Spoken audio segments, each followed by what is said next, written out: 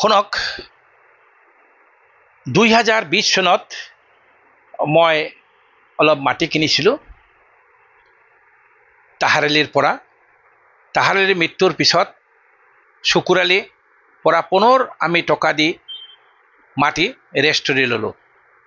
মাটি ৰেষ্টুৰি নামজাৰি হৈ যোৱাৰ পিছত 7 বছৰ পিছত চকুৰালিয়ে মোৰ বিৰুদ্ধে এটা মিছা গোচৰ দি আমাক যথেষ্ট হেৰেছমেণ্ট কৰিছিলে।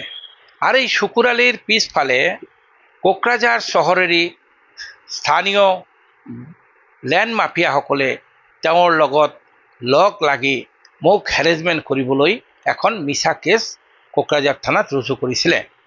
সেই মৰ্মে কোকৰাঝাৰ থানাৰ পৰা কেছটো ৰেষ্টাৰ্ট হৈ কেছটো চাৰ্জশ্বিট দিলে মহামান্য CJM আদালতত। 2020 চনৰ কেছ মই 2024 চনতে মই খালাস পালোঁ, একুইটেল হ'লোঁ। আৰু আমি এই যোৱা 7/11/2025 তাৰিখত আমি চকুৰালিৰ নামত এখন ডিফৰ্মেশ্যন কেছ, মানহানি কেছ আমি ৰুজু কৰিলোঁ। মই আশা ৰাখোঁ ন্যায়ালয়ে যেনেকৈ আমাক ন্যায় দিছে, এইবাৰো মই ন্যায় আশা কৰি এই কেছখন আমি ডিফৰ্মেশ্যন কেছখন আমি জুডিচিয়েল ডিষ্ট্ৰিক্ট ছেছন জাজৰ ওচৰত আমি কেছখন দাখিল কৰিলোঁ, ছাবমিট কৰিলোঁ। আশা ৰাখোঁ মই ন্যায় পাম।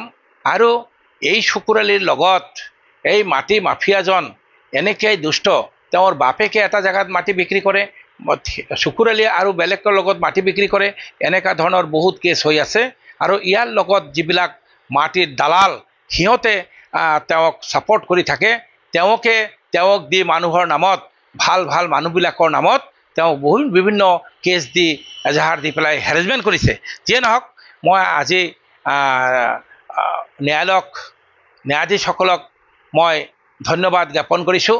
মহামান্য আদালতে মোৰ কেছখন আমাক খালাস দিলে, একুইটেল দিলে।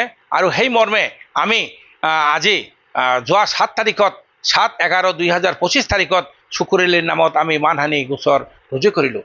আৰু এই নহয়, এই মাটি মাফিয়াবিলাকৰ লগত 2020 চনত এজন উচ্চ পৰ্যায়ত পুলিচ বিষয়াও ইয়াত জড়িত হৈ আছিলে। সেই পুলিচ বিষয়াক তেওঁলোক হাতত লৈ ভাল ভাল মানুহক হেৰেছমেণ্ট কৰিছিলে, তাতে মোকো হেৰেছমেণ্ট কৰিছিলে। আজি যেতিয়া মই কেছত ডিগ্ৰী পাইছোঁ, চকুৰালিৰ নামত মই কেছ কৰিবলৈ বাধ্য হৈছোঁ।